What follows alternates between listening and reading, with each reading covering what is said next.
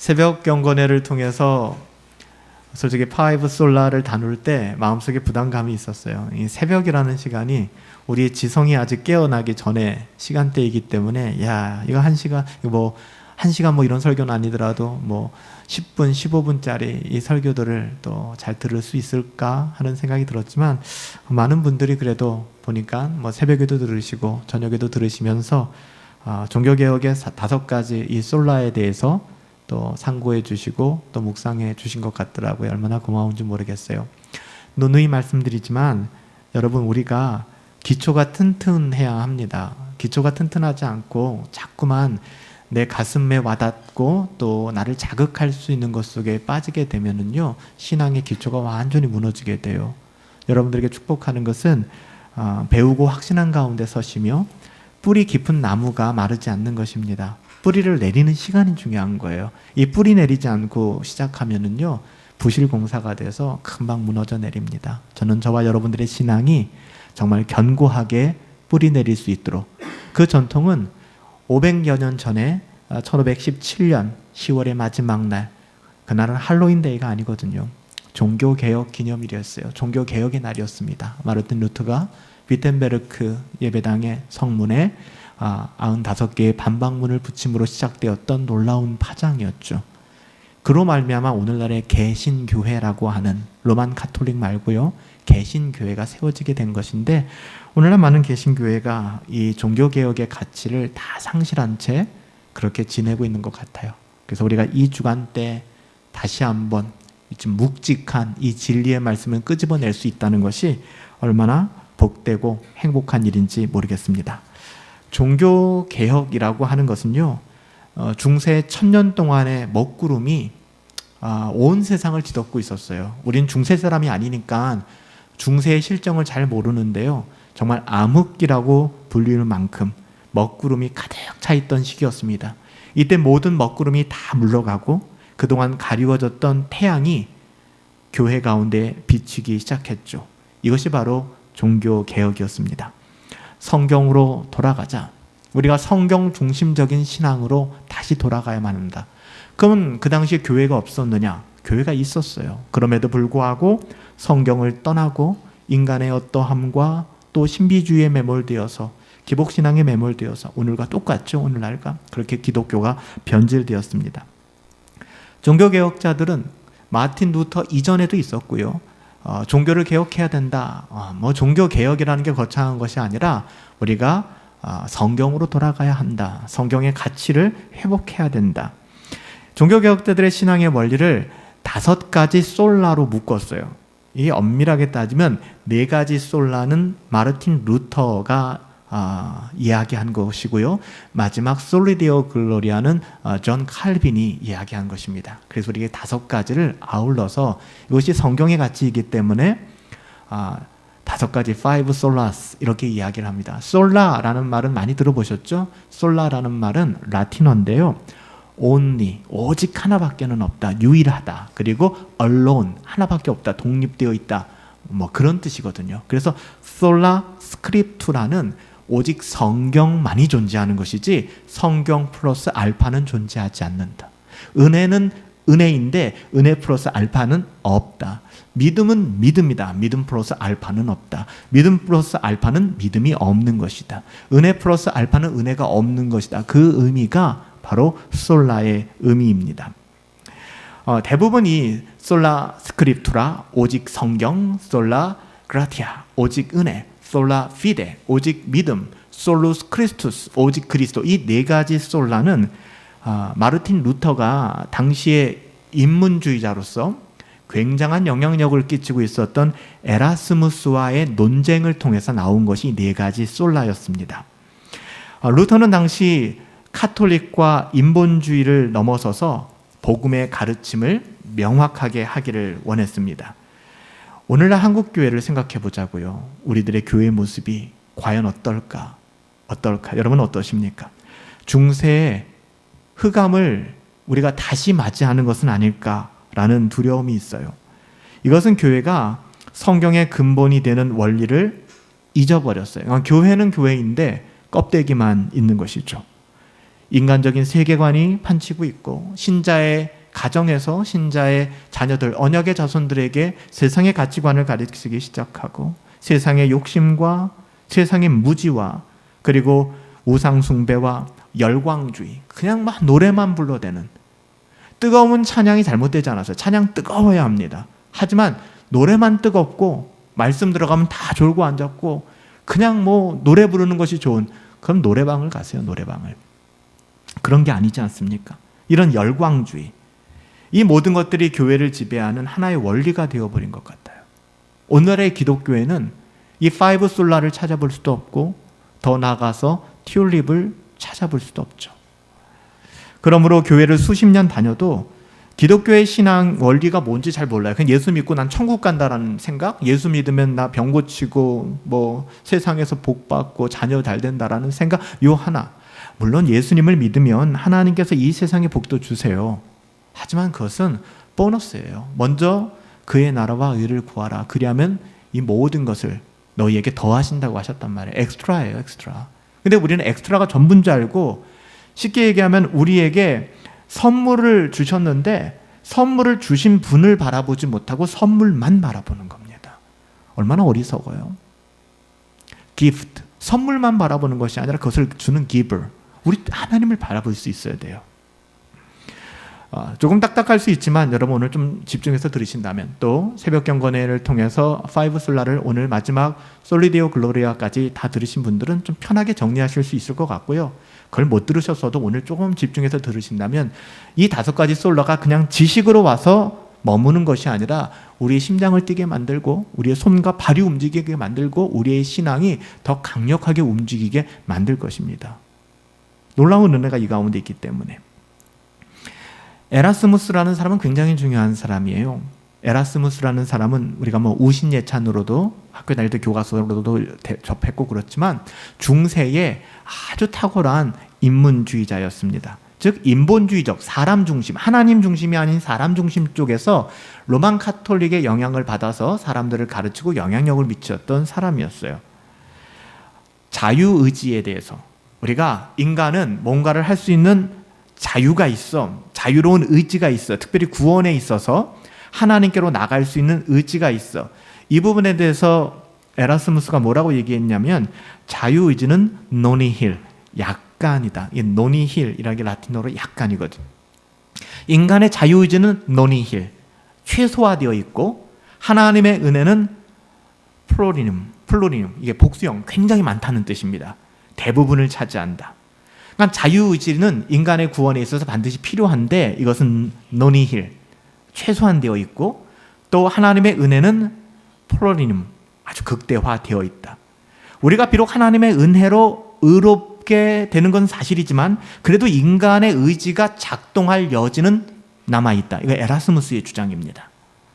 그렇지 않으면 어떻게 우리가 아무 공로 없이 우리가 믿는다는 뭐 행위라든지 이런 거라든지 뭔가 있어야 될 거 아니냐, 우리의 의로움이. 이거 없이는 어떻게 하나님 앞에 나아가 상을 받을 수 있겠느냐. 또 그래야지, 이게 있어야지 인간이 선행을 하고 인간이 바르게 살려고 노력할 거 아니냐. 만약 인간에게 자유의지가 없다면 벌을 주시는 하나님 또한 불공정하고 잔인한 하나님 아닐까. 이게 에라스무스의 주장이었습니다. 여러분 어떠세요? 별로 문제될 거 없는 것 같으세요? 그럼 여러분 지금 중세에 살고 계신 겁니다. 이 이야기에 전적으로 동의할 수 없었던 사람이 마르틴 루터였습니다. 당시 로마 카톨릭 입장에서 인간의 자유의지를 옹호했던 사람이 에라스무스였어요. 에라스무스가 굉장히 유명한 논문을 하나 썼는데요. 자유의지에 대한 비방이라는 책을 썼습니다.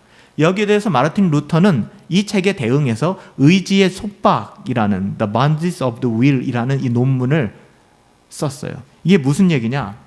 에라스무스는 우리의 구원에 대해서, 인간에 대해서 인간은 자유의지를 가지고 있다. 하나님이 모든 것 다 하시지만 그럼에도 불구하고 조금이라도 인간의 어떠함은 하나님 앞에 공로로 남아있다라고 얘기한 겁니다. 인간의 자유의지, 선을 행할 수 있는 자유의지, 하나님을 찾을 수 있는 자유의지가 있다.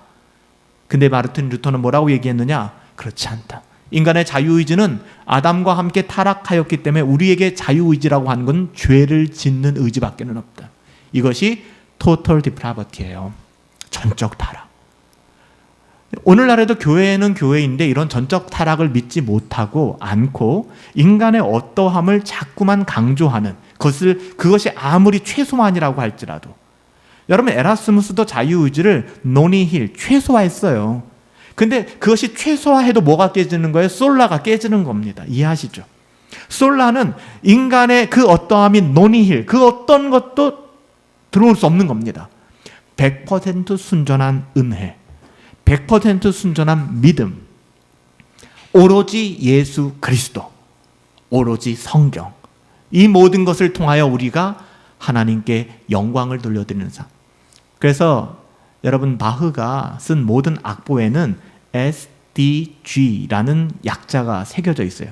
바흐의 악보에. 바흐는 크리스찬이었잖아요.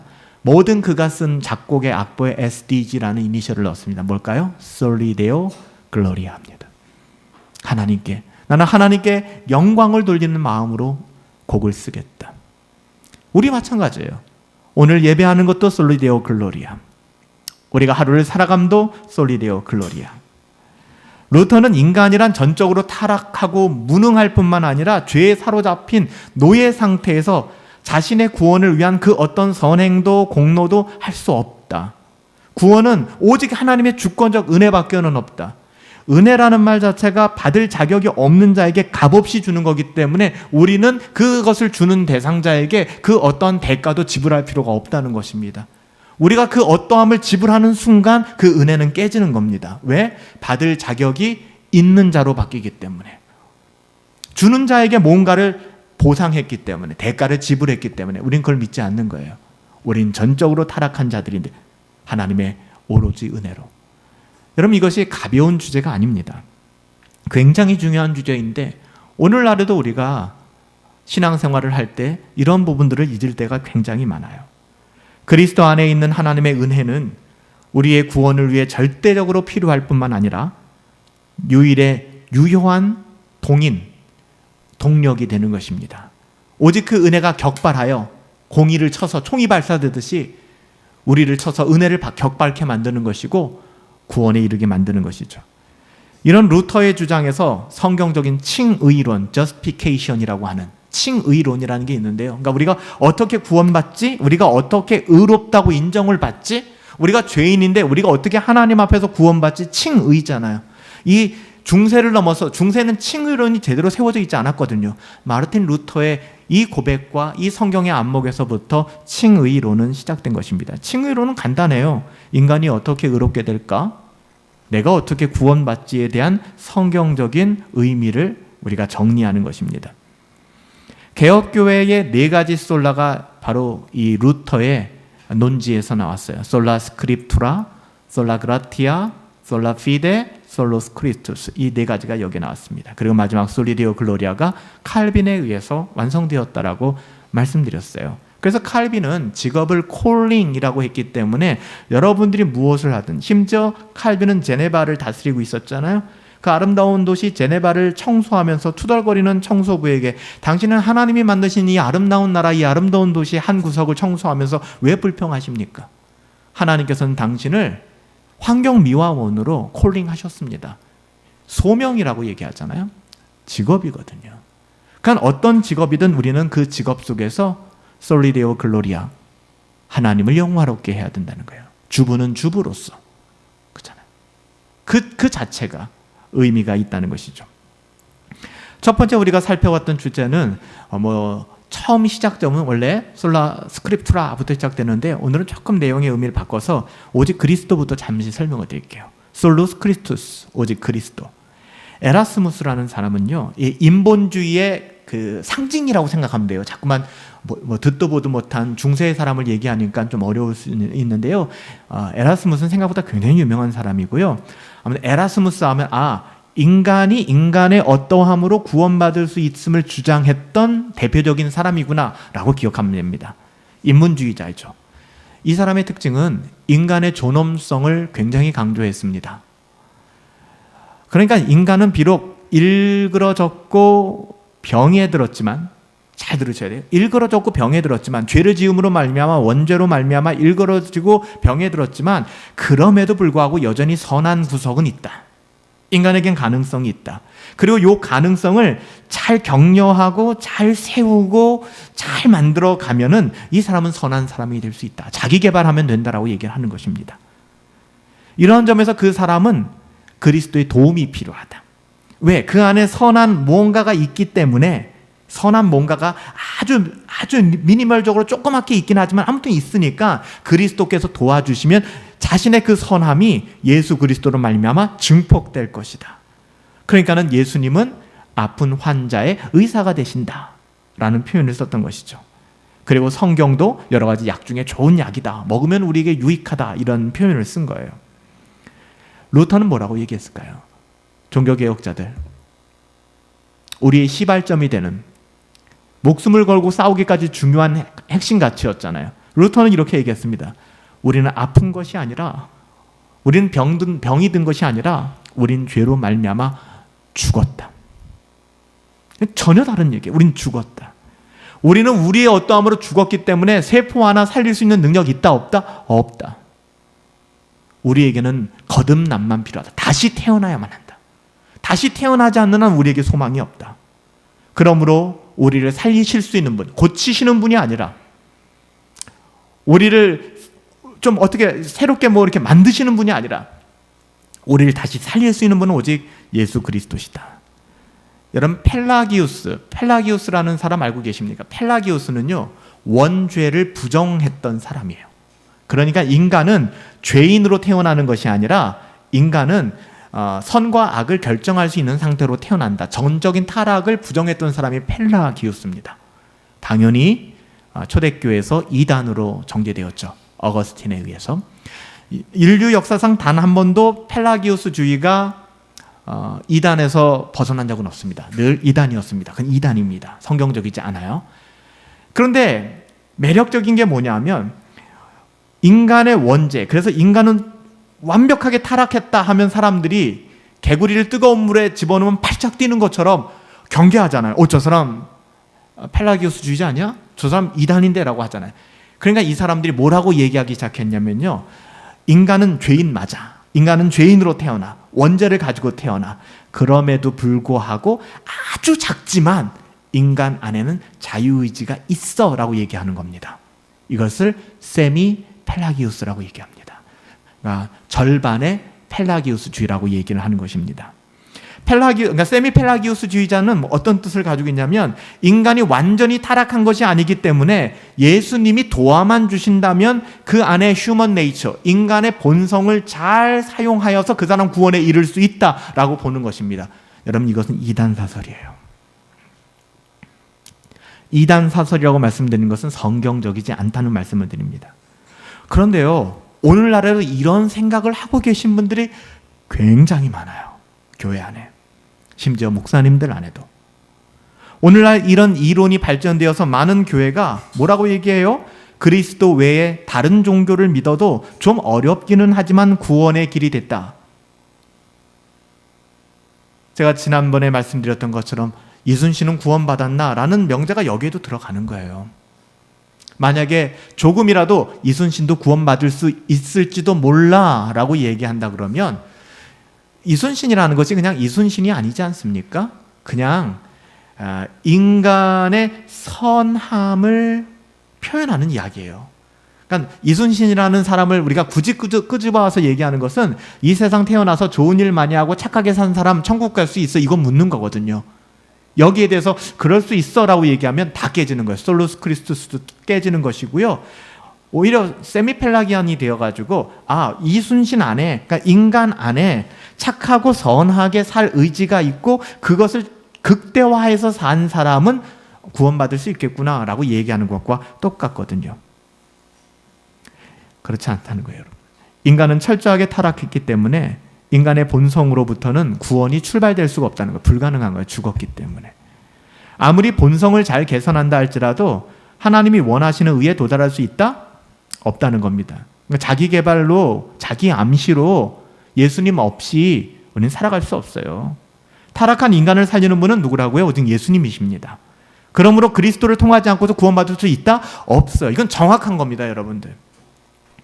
그 어떤 논리도 그 어떤 꿀 발림으로 우리를 유혹한다 할지라도 여러분 동의하지 마세요. 예수 그리스도 없이는 우리의 구원이 없는 것입니다. 여러분 요즘에도 인문주의, 인문학으로 돌아가자, 인문학 읽기 뭐 이런 굉장히 몇 년 전에 또 붐을 일으키기도 했죠. 인문주의라고 하는 것이 뭔지 아세요? 1차적으로 인문주의, 그러니까 인문학으로 돌아가자는 운동이 르네상스 운동이었고요.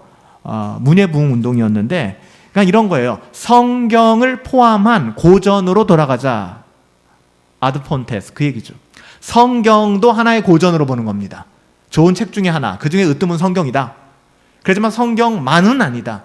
수많은 철학과 수많은 고전으로 돌아가야 된다. 그러니까 따라서 그들이 성경이 가장 좋은 책이라고 인정은 하지만 그리스도도 꼭 필요한 거라고 얘기하는 데는 동의하지만 다른 책도 중요하다. 그리고 오직 그리스도, 오직 성경 아니라 다른 뭔가를 플러스 알파 해야 된다는 생각들이 남아있는 것입니다. 그래서 오늘날 복음주의가 성경 이외에 어떤 일을 하고 있습니까? 목사님들이 심리학을 동원하고, 그렇잖아요. 상담이 잘못된 것은 아니지만 상담하시는 분들과, 목회 상담이나 기독교 상담을 하신 분들과 이야기하면 좀 답답할 때가 있어요.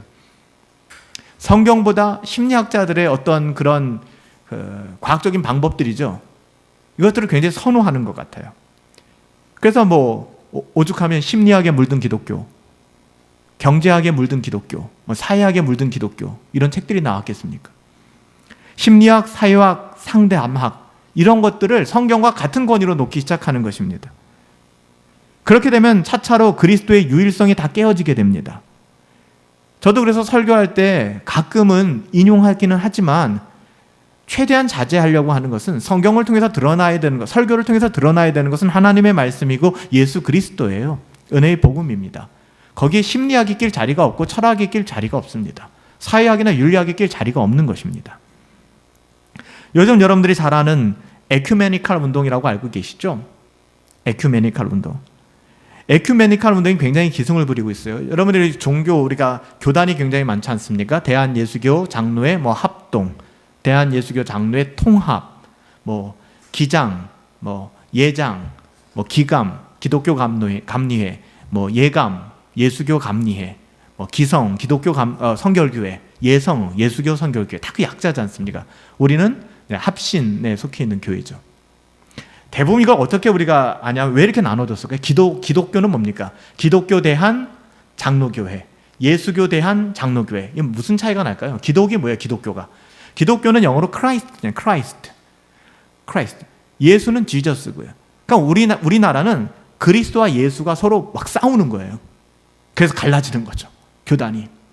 근데 대체로 기독교자가 들어간 그런 종파가, 개신교 중에서도 그런 종파가, 교단이 에큐메니칼 운동을 하는 교단들입니다.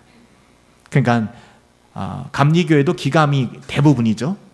기독교 감리교회, 예감도 있습니다. 근데 왜 기독교 감리교회, 예수교 감리교회가 나누어지게 됐는가? WCC에 들어가고 안 들어가고의 문제였어요. 에큐메니칼 운동에 참여하느냐 참여하지 않느냐. 통합 측과 합동 측. 통합 측이라면 장로회 신학대학 쪽이고 합동 측이라면 총회신학교 쪽이죠. 총신. 어떻게 나누어지게 됐는가? 이 WCC 문제였습니다. 즉 에큐메니칼 운동, 종교다원 운동을 동의하는가 동의하지 않는가의 문제였어요. 근데 오늘날 교회를 결정하고 교회를 선택하는 데 있어서 이런 부분에 대해서 전혀 생각하지 않아요. 제 친구 목사가 어려서부터 자랐던 교회의 담임이 되었어요. 근데 그 교회가 통합측 교회였는데 이 친구가 합신을 나왔지만 통합측 교회 담임이 되기 위해서 장로회 신학대학원에 가서 2년 동안 편목 과정을 했대요. 근데 이 친구가 이런 얘기를 하는 거예요. 진짜 다르대요. 진짜 다르대요. 뭐가 다르냐 했더니 이머징 처치 이런 거 보면은 깜깜한 방에 촛불 몇 개 켜놓고 어떻게 마음을 비우고 어떻게 무라일체를 경험하며 성령 충만함을 받고 이런 게 이제 어떻게 보면 이머징 처치의 어떤 그런 방법들이거든. 이런 걸 가르친대요. 자기는 깜짝 놀랐대요. 이게 가능하구나. 굉장히 많이 달라요. 오직 예수 그리스도, 우리처럼 오직 성경, 개혁주의라고 얘기하면은 같은 뿌리를 가지고 있는 사람들인데, 개신교회들인데도 뭐라고 얘기하냐면은 보수 꼴통이다, 성경 우상주의자들이다, 근본주의자들이다, 그렇게 우리를 공격합니다. 여러분 어떠세요? 저는 그 어떤 비난을 받더라도 우리는 하나님의 성경을 하나님의 말씀으로 받고, 이 하나님의 말씀이 우리에게 어떤 의미가 있는지를 바르게 새겼으면 좋겠습니다. 에큐메니칼 운동은 원래 교회 일치 운동이었지만 지금은 종교 다원주예요. 뭔지는 아시죠?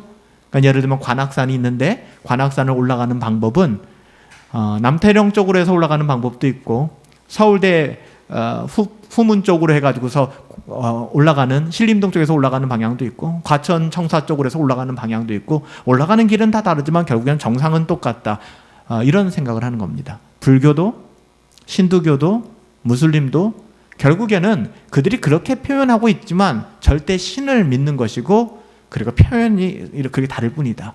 어느 길로 올라가든 결국에는 정점에서 만나게 되는데 그것이 하나님이다라고 얘기하는 것이죠. 극단적으로는 에큐메니칼 운동이 그런 운동이고, 좀 우리가 미시적으로 살펴본다 그러면, 미시적으로 살펴본다면 우리 안에 예수 그리스도가 아니어도 구원이 있다라고 생각하는, 이렇게 얘기하면 턱 와닿는데 갑자기 이순신은 구원 받았을까 하면 굉장히 다른 말을 또 하거든요, 사람들이.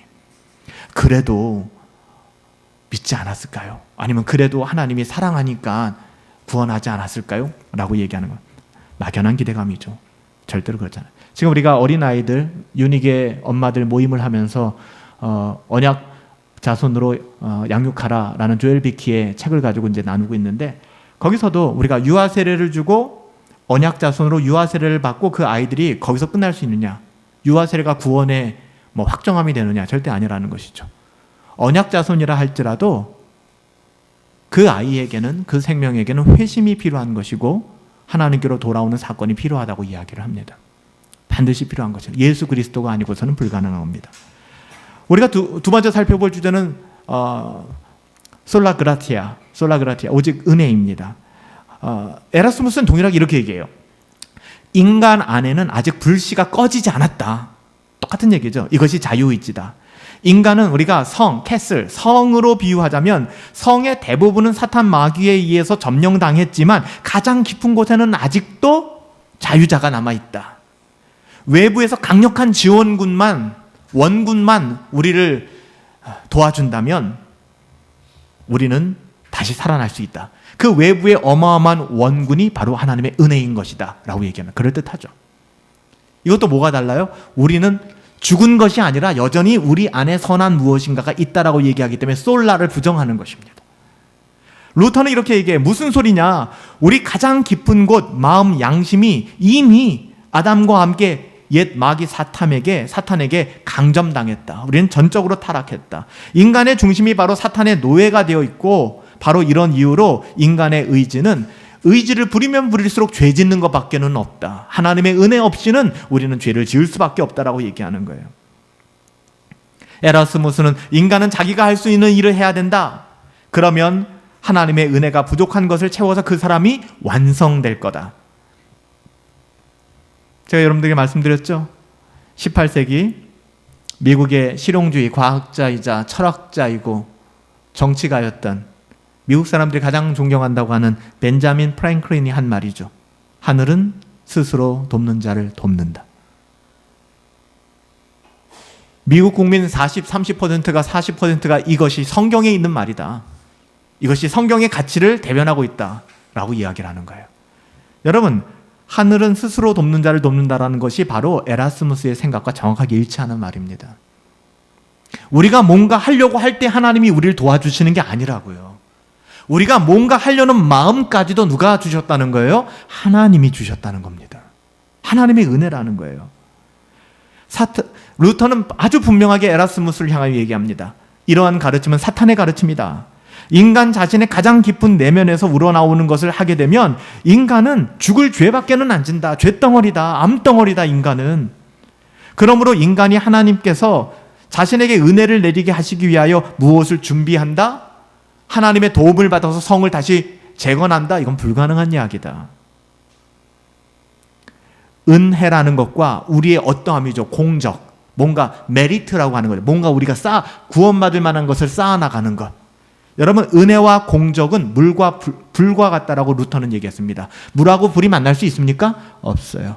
여러분, 우리의 공적이 드러나고 우리의 어떠함이 드러나면 하나님의 은혜는 사라지는 것입니다. 하나님의 은혜가 드러나면 우리의 공적은 사라지는 것입니다. 절대로 같이 있을 수 없다는 거예요. 진실로 인간은 흑암밖에는 없다라고 얘기하는 거예요. 창세기 1장 2절에 땅이 혼돈하고 공허하며 토후 그리고 보후라고 써 있어요.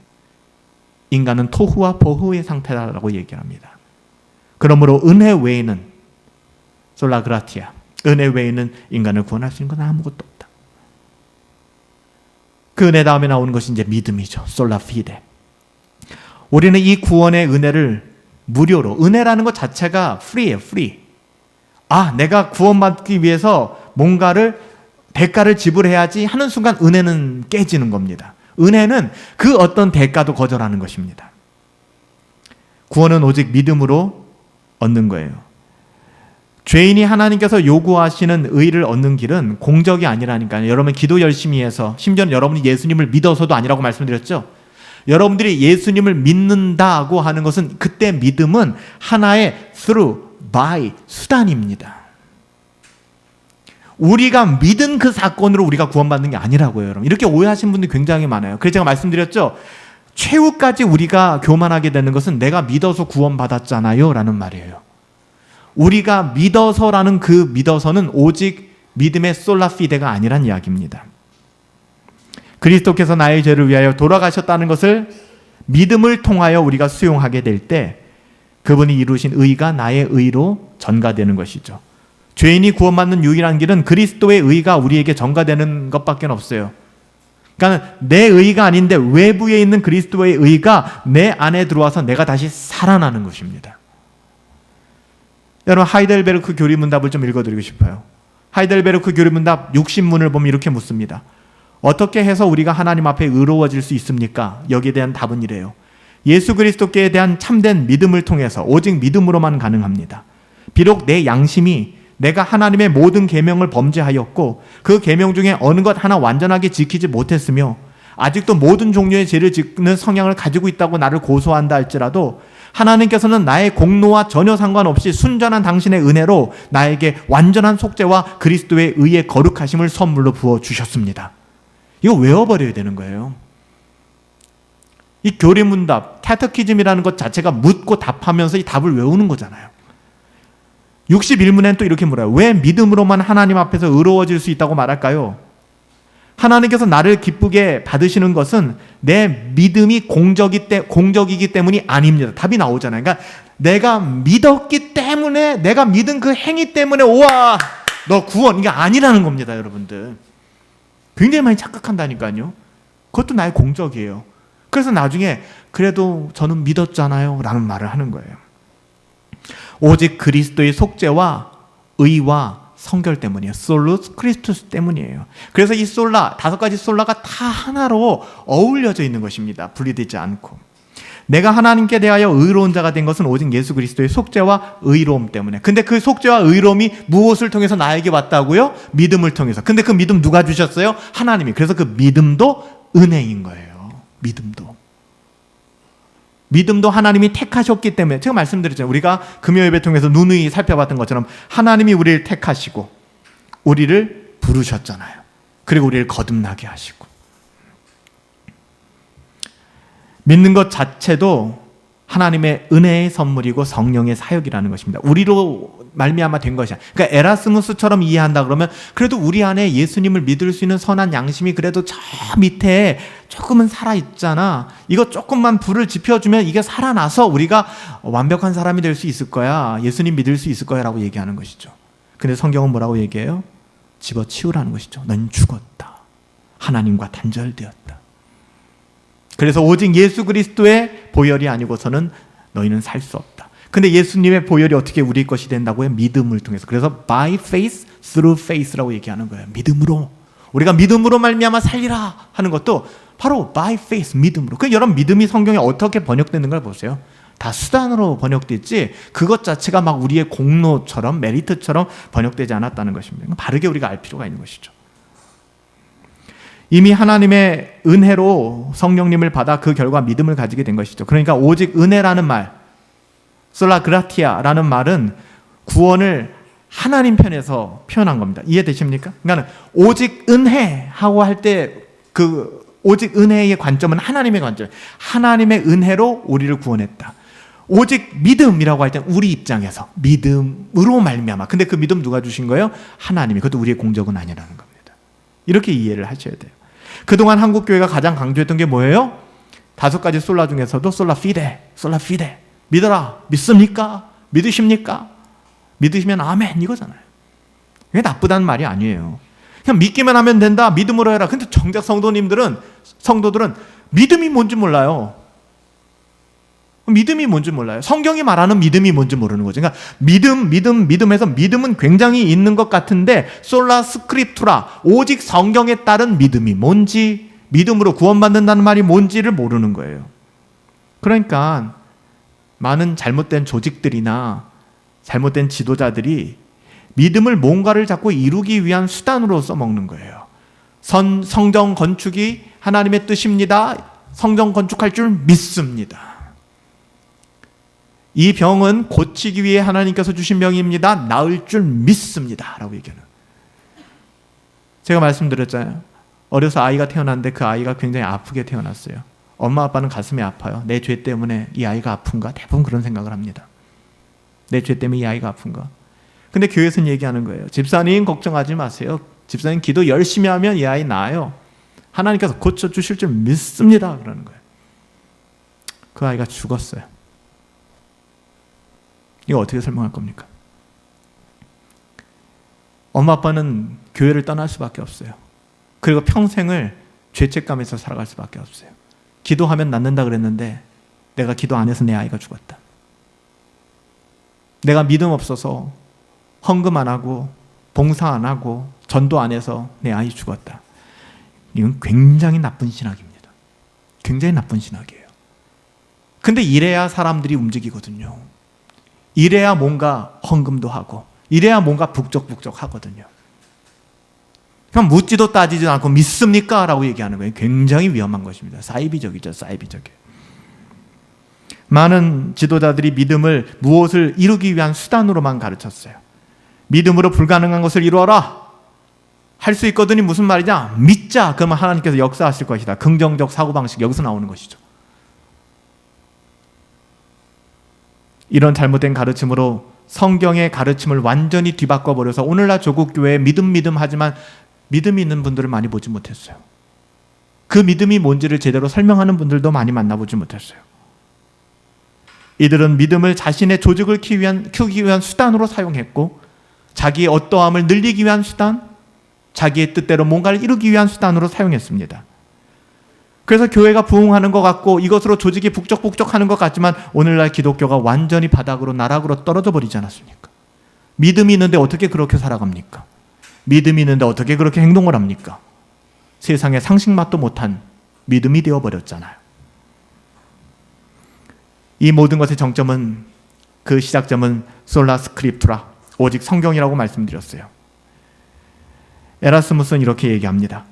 성경에는 어둡고 이해하기 어려운 부분이 많다. 심지어는 서로 모순되는 부분도 많다.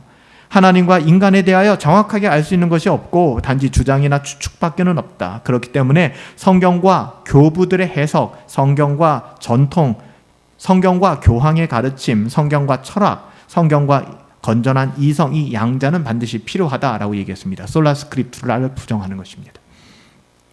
그렇지만 루터는 분명히 이야기합니다. 그렇지 않다. 성경은 명료하다. 그래서 제가 여러분들에게 말씀드릴 때는 이 말을 드리는 거예요. 여러분 단순하게 신앙생활 하십시오. 하나님이 성경 어렵습니까? 왜 이렇게 어렵게 해석을 해요? 가라고 하면 가면 됩니다. 멈추라면 멈추면 돼요. 하라고 하면 하면 되고요. 하지 말라 그러면 안 하면 돼요. 왜 거기에 계속 자기의 잣대로 이건 이럴 거야 저건 저럴 거야는 썰을 풀어나갑니까? 성경은 명료하지 않습니까? 단지 우리의 어두워진 눈이 이걸 보지 못함이고 나의 이기적인 자아가 이것을 왜곡시키고 곡해할 뿐입니다. 자꾸만 자기 논리를 펴잖아요. 성령께서는 우리의 눈을 열어주시면 우리는 말씀을 통하여 우리가 어떠한지 정확하게 알게 되고요. 어떻게 살아가야 되는지, 또 우리가 어떻게 하나님께 영광을 돌릴 수 있는지 누구나 알 수 있습니다. 성령님께서는 회의하는 이성과 같은 회의론자가 아니세요. 우리 하나님의 자녀들도 배우고 확신한 가운데 서 있으라고 했잖아요. 이 모든 문을 활짝 연 것이 바로 성경입니다. 그래서 신약 성경도 코이네 그릭이라고 얘기를 하거든요. 이 그리스어가 이 코이네라고 하는 것은 시장에서 사용되는 언어로 쓰였습니다. 굉장히 어려운 언어가 아니었다고요. 누구나 볼 수 있는 언어로 그렇게 성경이 기록되어 있어요. 오늘날 우리 성경도 마찬가지 아닙니까? 꼭 개역 개정을 볼 필요도 없어요. 영어 성경 볼 필요도 없어요. 쉬운 성경이라도 보세요. 물론 더 깊이 바르게 알기 위해서는 헬라어 원문을 보셔야 될 것이고, 또 안 되면 우리가 영어 성경이라도 참고해야 되겠지만 괜찮아요. 안 되면 그냥 쉬운 성경 보세요. 어떤 의미가 담겨져 있는지. 성경은 하나님의 말씀이잖아요. 하나님께서 우리들에게 자기 자신을 계시해 주신 그 말씀. 비록 인간이 썼다고는 하지만 그래서 성경의 저자라는 말을 안 쓰죠. 성경의 기자라고 얘기하죠. 오늘날 이 언론인들이 다 타락해가지고서 이 소설을 쓰고 있지 않습니까? 나쁜 사람들이에요, 정말. 사회 지식인이라는 사람들이 정말 회개해야 됩니다. 정말 몹쓸 짓들을 하고 있거든요. 특히 언론이라고 하는 것은 드라마를 쓰면 안 돼요. 제가 30년 전 청년부 생활할 때 저희 청년부 부장님이 박인용 앵커였어요. MBC 뉴스데스크 했던 청년부 부장이셨어요. 근데 그분이 뉴욕, 미국, 워싱턴 특파원 하고서 귀국해서 청년부 부장을 하셨는데 그분이 그런 얘기를 하더라고요. 한국에 와서 이 뉴스데스크를 하는데 놀랬다는 거예요. 뭐가 놀랬냐? 아니, 뉴스는 있는 그대로의 사건을 보도하는 것인데 이게 뭐 있었을 법직한 것들을 만들거나 아니면 대역을 세워서 드라마처럼 뉴스를 진행하더라는 거예요. 자기는 참 놀라웠다라는 이야기를 하더라고요. 당시 저에게 그것도 굉장히 충격적인 이야기였어요. 여러분, 기자라고 하는 사람들은 팩트를 보고 팩트를 전하는 것입니다. 대역을 쓰거나 자기의 상상의 나래를 피거나 자기의 생각을 가미해서 쓸 거면 사설을 써야겠죠. 여러분, 성경을 쓴 사람들은 뭐라고 얘기합니까? 성경이 기자라고 얘기를 합니다. 저자가 아닙니다.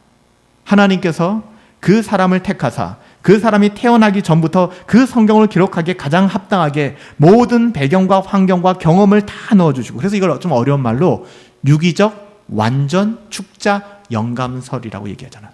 유기적이라는 말은 뭐예요? 성경이 기록됐는데 기계적으로 헤이 모세 받아 적어, 요한 받아 적어, 이렇게 쓰지 않았다는 것입니다. 유기적이라는 말은 그 사람이 태어날 때부터 그 성경의 모든 내용을 기록하기에 합당한 모든 환경과 상황 속으로 하나님이 정하사 만들어냈다는 거예요. 유기적이라는 것이죠. 완전이라고 하는 것은 말 그대로 신구약 66권 전체를 얘기하는 완전하게. 축자라는 것은 뭐예요? 따를 축자에 문자를 말하는 거예요. 그러니까 단어 하나하나를 의미 있게 하나님이 영감하셨다는 거예요. 그게 뭐예요? 신구약 66권 하나님의 말씀이잖아요. 그래서 우리는 은혜 무엇으로 해석해야 돼요? 솔라 스크립투라, 성경으로. 믿음 솔라 스크립투라, 성경으로. 그 성경의 중심 뭐예요? 솔루스 크리스투스, 오직 예수 그리스도입니다. 이 모든 것을 통하여 우리의 삶의 방식이 어떻게 나가야 된다고요? 솔리데오 글로리아. 이게 솔리데오 글로리아가 하나님께 영광이라고 그냥 쉽게 하는 게, 이해하는 게 편해서 말씀을 드리지만 하나님의 영광이거든요. 하나님의 영광. 하나님의 영광, 하나님의 영광. 이 모든 것이 하나님의 영광이라는 뜻도 되고요. 우리는 하나님의 영광을 드러내며 살아야 된다라는 뜻도 됩니다. 종교개혁은 하나님의 주권, 주인되심, 로드십의 재발견입니다. 하나님의 주권은 구원뿐만 아니라 우리의 모든 삶에 침투되어져 있죠. 그래서 제가 이번 한 주간 말씀드렸을 때 웨스트민스터 소요리 문답, 대요리 문답, 일문일답 강조해 드렸잖아요. 사람의 제일 되는 목적이 뭐라고요? 이것도 외우셔야죠. 이해하고 글쎄요, 뭐죠? 생각하지 마세요. 여러분, 사람의 제일 되는 목적, 하나님을 영화롭게 하고 하나님으로 인하여, 하나님 때문에, because of God, 하나님 때문에 영원토록 즐거워하는 것이다. 이것이 인간의 존재 목적이라는 거예요. 역사적으로 칼빈만큼 하나님의 영광을 위하여 산 사람이 없어요. 제가 제네바를 2번 가봤거든요. 우리 청년들하고 한번 가보고 저희 가족과 한번 같이 가봤는데, 제네바에 가면은 제네바 공원 묘지에 칼빈의 묘지가 있습니다. 우리 청년들도 거기 같이 갔다 온 친구들이 있어요. 오늘 종교개혁일인데 오늘도 함께 예배하지 못하는 친구들도 있네요.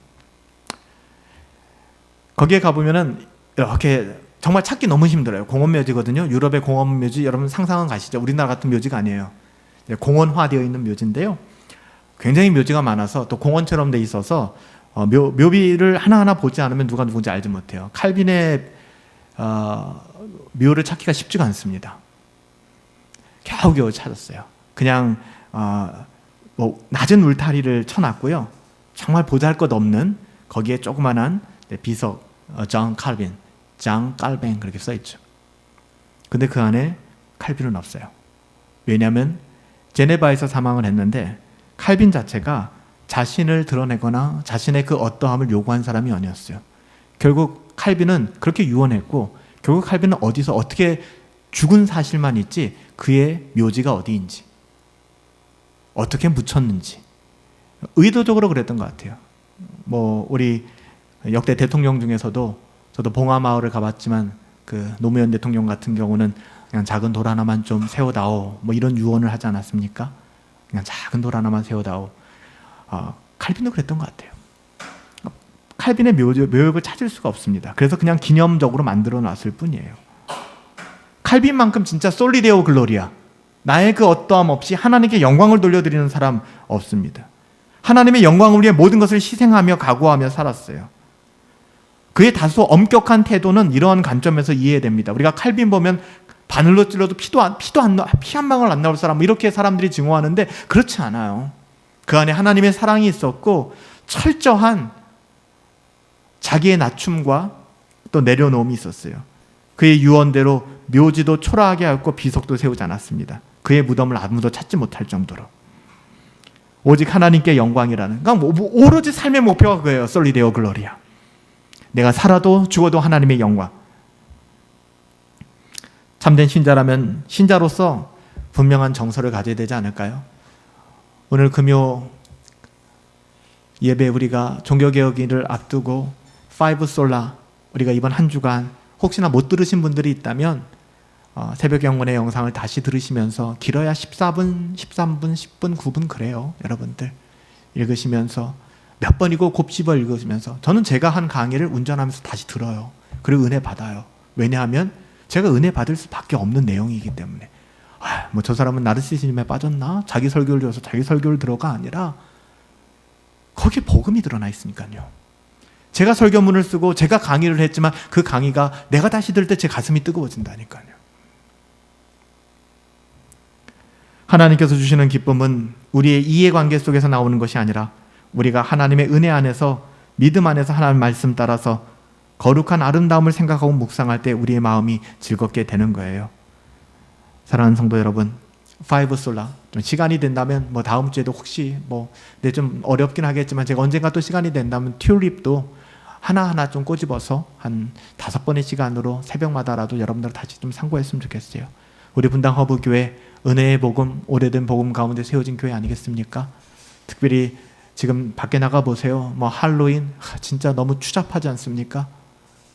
이 세상의 문화가 가득한 그 속에서 우리 아이들이 유린당하고 있고 우리 아이들이 겁탈당하고 있는 겁니다. 문화적으로. 제가 예전에 썼던 글 오늘 다시 한번, 예전에 썼던 글이에요. 그 글이 우리 홈페이지 3년 전, 2년 전에 썼던 글 너무 뒤에 있어서 다시 빼가지고 올려드리고 여러분들이 링크 걸어드렸죠. 할로윈이 뭔지. 복음의 가치로 돌아가십시다. 그리고 두렵고 떨림으로 그 구원을 이루시며 성령 하나님 의지하시며 나의 어떠함이 아니라 전적인 하나님의 은혜, 믿음 가지고 그리스도 바라보며 나갈 수 있게 되기를 예수님의 이름으로 축복합니다. 살아계신 아버지 하나님, 오늘 이 시간 우리에게 주시는 5 솔라, 하나님 이것이 지식의 어떠함으로 머물지 않기를 원합니다. 하나님께서 역사하여 주셔서 우리 가운데, 우리의 삶의 그 어떠함 가운데 오직 복음이 분명하게 드러나게 하여 주시옵시고, 복음을 따라 믿음을 가지고 나갈 수 있도록. 정말 분별력을 잃어버린 세대입니다. 배우고 확신한 데 거하라 했는데 우리는 배운 것도 없고 확신하는 것도 없다면 하나님, 우리는 마귀 사탄의 먹잇감이 되고 말 것입니다. 분별하게 하여 주시옵소서. 누리게 하여 주시옵소서. 그 복음의 같이 따라 나갈 수 있는 복된 성도들 되어줄 수 있도록 인도하여 주시옵소서. 우리의 그 어떠함에도 불구하고 하나님 우리와 함께 하시고 선하게 인도하여 주심을 믿사오며 존귀하신 예수님의 이름으로 기도하옵나이다. 아멘.